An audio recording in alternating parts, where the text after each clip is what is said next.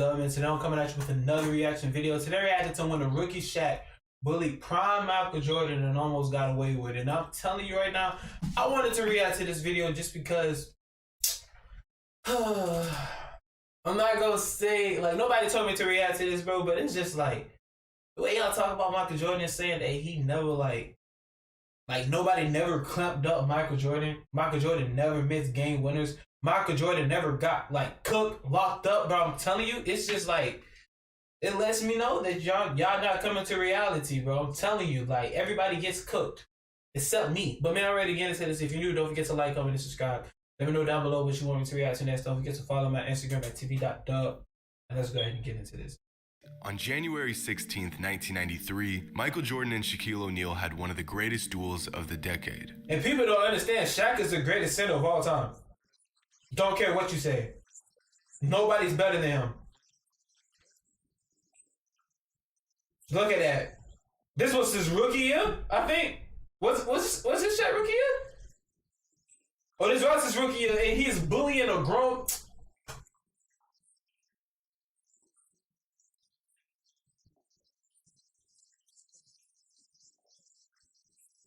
Oh, snap.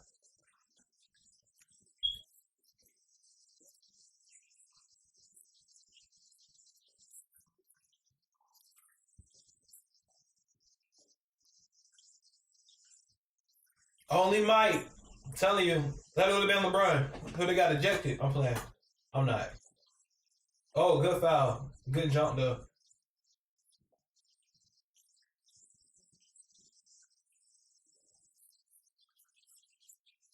Bro, look at that. A rookie. 29 points, 24 rebounds against the prime Michael Jordan. Bro, I'm telling you, bro, Shaq, bro. You can't tell me nobody's better than Shaq. You can't, because I'm not listening. In a back-and-forth battle that went into overtime, Jordan dropped 64 points, and Shaq had a 30-20 game with 5 blocks. Oh, that's the insane. Magic, a brand new franchise that finished with just 21 wins in the previous season, defeated the reigning NBA champs. Crazy. This was only the second time Shaq faced off against Jordan, but in one of the quietest rivalries in NBA history, this saga was far from over. In fact, in this epic matchup, Shaq would do something that would come back to haunt him years later.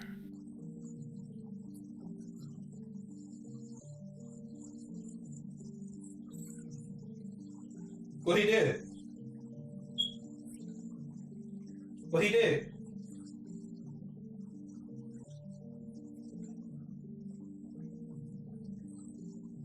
I can't let him dunk on me. That's not gonna happen. I had to touch him up. Hey, now that's one I'm not getting dunked on. That'll be a poster forever because Mike was the man at the time. I'm not gonna lie. That's how a lot of people talk, like act like you go to play pickup. That's how people talk now. I'm not letting you dunk on me. They have to push you. I'm telling you. That's just how it is. Help him up. He said, "Don't ever help nobody up." Yeah, foul. that's facts. Don't do that. You look soft. But I'm coming back. Don't you worry. See, Mike, I'm not gonna lie, that's a cold. That's cold. You never help somebody else when you foul, especially when it's a game like a real game. You look soft. I'm telling you. Don't do that. I don't need your help. But I'm coming back. Don't you worry. That was cold, Mike. I'm not gonna lie.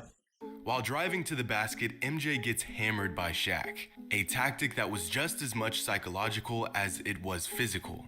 Ever since Shaquille O'Neal stepped onto a basketball court, his message was to prove he was bigger and stronger than everyone else. That no matter how hard you came at him, he would come back 10 times harder. But in his attempt to get inside Jordan's head, Shaq inadvertently sparked a fire inside MJ that would later lead to a career-altering decision. In the early 90s, Shaquille O'Neal bullied his way into NBA superstar status like no other rookie had done before. In his first 10 games, Shaq was putting up stat lines that no 20-year-old rookie should be putting up. The basketball world knew he would be good, but this good, this early, was unheard of. In 1996, Shaq made the 50 greatest players in NBA history list in just his third season at the age of 23. That's tough. To put this into perspective, the youngest player in last year's All-Star game was 22. At the moment, these are the best 23-year-olds in the NBA. It would be an impossible stretch to say that any of these players would be considered a top 50 player of all time. Can you compare any of those players to Shaq? Oh my gosh, I feel so bad for Ben Simmons. They were saying he was the next LeBron. I hate when people do that. Stop comparing, bro. Devin Booker is not Kobe. Like, come on, bro. Like, that's bro. In I'm fact, telling you, only stop. 2 of them have an all-star appearance. And yet, at this point in his career, Shaq was on the same list as the best players to ever lace up. Crazy. But no matter how incredible Shaq was, as long as Jordan was in the league, he would be an afterthought in regards to the best player in the NBA. The conversation is all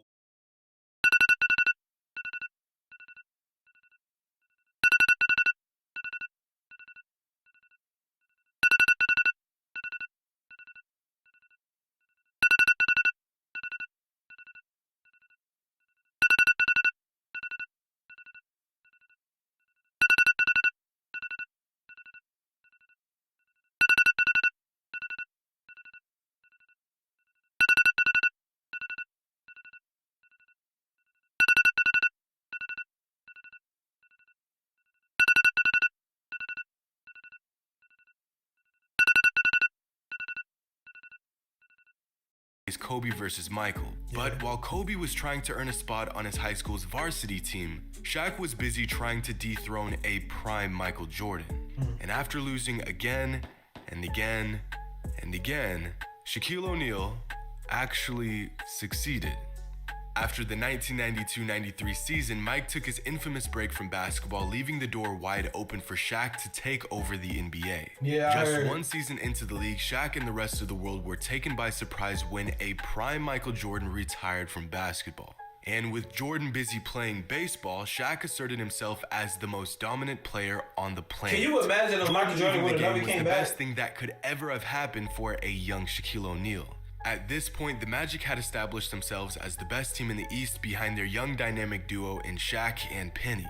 Each game getting one step closer to the seemingly inevitable fact that Shaquille O'Neal was going to be the face of the NBA for the foreseeable future. In the next 2 seasons, Shaq had turned a failing franchise into an NBA powerhouse. From 21 wins to 57 wins in just 3 seasons, topping the East in 1995. Averaging 27, 13, and 3 while earning 2 All-NBA team selections, a Rookie of the Year award, and a scoring title at just 22 years old. Man, ain't nobody comparing to Shaq, bro. Please stop it, man. He had the team, he had the talent, and Mike had vacated his #1 spot. How could you possibly stop a 7'1", 300-pound freak of nature? You can't. You wanted to get away from the media. They had no more challenges. Less than 2 years, you're back. Just at the moment Shaq thought he was free from Jordan's reign, Michael decided maybe basketball was a sport after all, and returned to the game in the spring of 1995. And that fast track to the NBA Finals just took a detour for Shaq and the Magic. But the last time Michael played Shaq, the Magic weren't even a playoff team. Now, just 2 seasons later, they were the best team in the East and had all the ingredients for a future dynasty. Meanwhile, the Bulls were recovering from their Jordanless year, and for the first time since the 80s, the Bulls didn't look like the obvious favorite. In the 1995 NBA playoffs, But the Bulls 2 were still years good after with their last Jordan left, matchup, right? Shaq would finally get his chance to officially snatch the torch from Jordan. And he did just that. Oh. Big guy gets it there. O'Neal with the fadeaway. But be honest, who's stopping prime Shaq, bro? Looks for the lob and Shaq drops it in. I don't think nobody's stopping prime Shaq. And you can't do that. No, the Bulls side for Shaq. O'Neal jump hook. These 2 for in against Shaq. Try to adjust in the air, and he will. That was a block. Tries to go length of the floor and I'm telling you, a big man that fast, that big is crazy.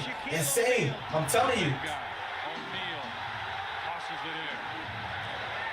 Backs it in. O'Neal throws it in. Basket by Shaq. On the floor, Shaq, and that'll do it.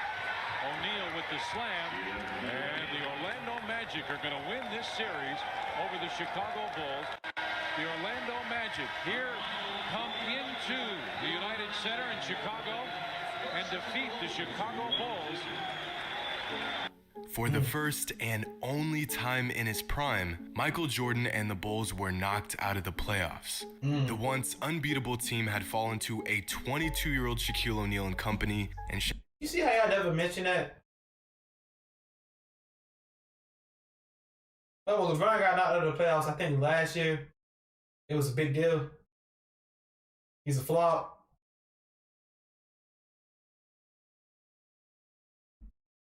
Shaq's master plan had finally become a reality. A run that shocked the basketball world and even Shaq himself. I'm studying him because I want what he has. Studying how the refs treat him. That's right. Study the greats. Study how he's become greater. talking to his teammates and they respond.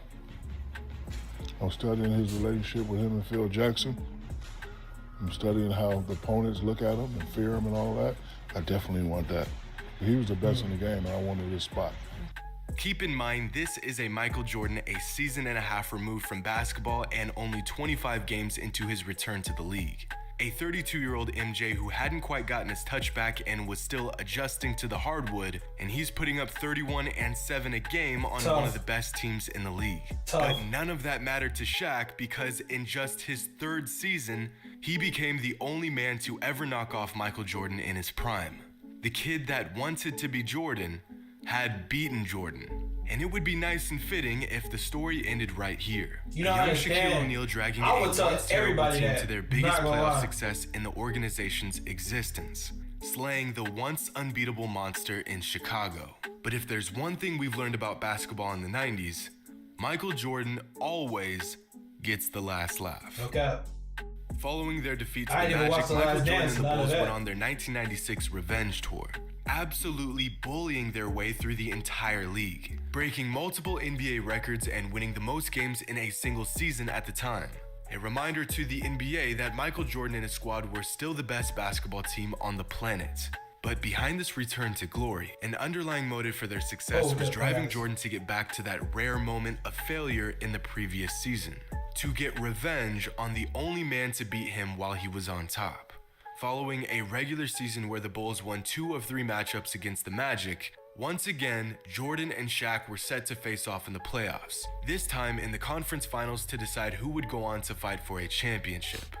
Shaq thought it was his time, but Mike had to remind the Diesel that his time was up. Michael has seen his teammates rise to the occasion, playing with the fire and determination that is the Bulls one win away from a trip to the finals. But one giant roadblock. I can only imagine what it was like when Michael Jordan came back. お前はもう死んでいる。何? Defense to start this ballgame out. I didn't know what I was watching. God is guarding Michael Jordan, who shoots Hugo and Bushler. His mid-range is butter, we're not gonna lie. And Jordan with the rebound. Only with the rebound. Stolen by O'Neal with Jordan. And it's crazy because we don't have big men like that now. Everybody want to shoot threes. Shaq would destroy today's NBA. I'm telling you. Get an opportunity here. There's the hard. Anyway, gave him the middle. Jordan operating against Bullied. Yes. Jordan to the fader at 6.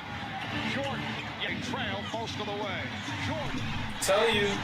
I'm telling you, you should rather be a mid-range specialist than a three-point. I'm telling you, Jordan, bro. I'm telling you, Jordan, bro, mid-range, bro. Oh my goodness, I'm thinking about stopping him, man. After losing to the Magic in the season prior, the Bulls went on to sweep them in the 1996 Eastern Conference Finals, including a 38-point blowout in Game 1 tough. and holding the Magic to just 67 points in Game 3. That's tough. In the 1995 playoffs, the Magic won by an average margin of just 1.25 points, winning the series in 6. In the 1996 playoffs, the Bulls won by an average margin of nearly 17 points, a beatdown of historic proportions.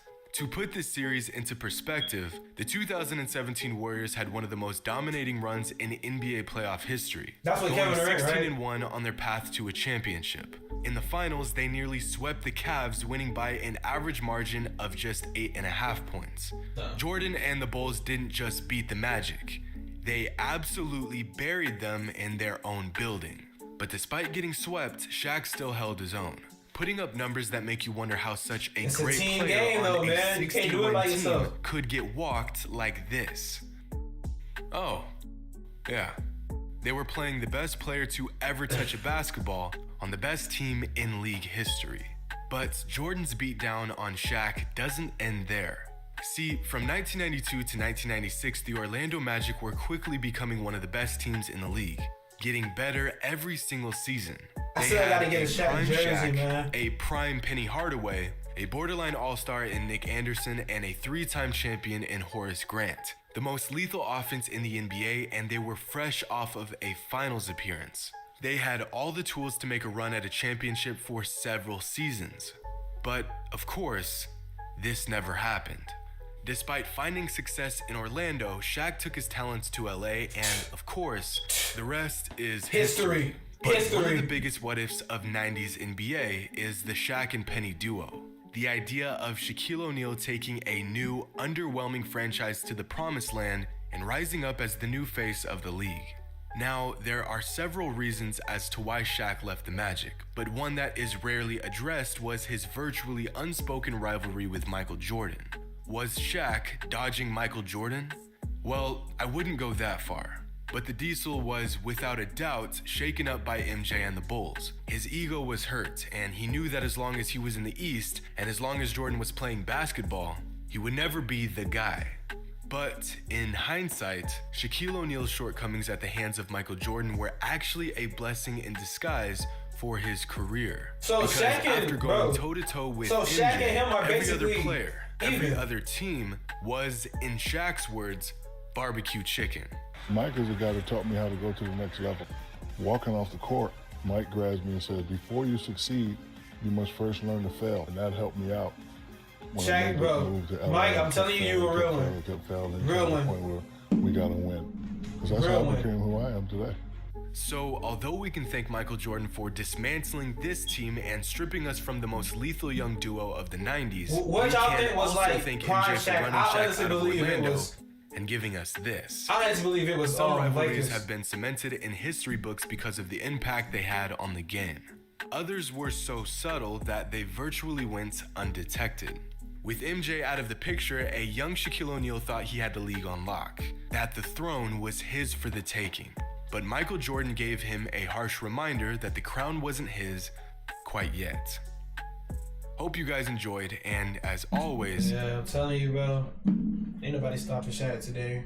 Shaq is the greatest center of all time. But man, if you enjoyed the video, don't forget to like, comment, subscribe. Let me know down below what you want me to react to next. Don't forget to follow my Instagram at tb.doug.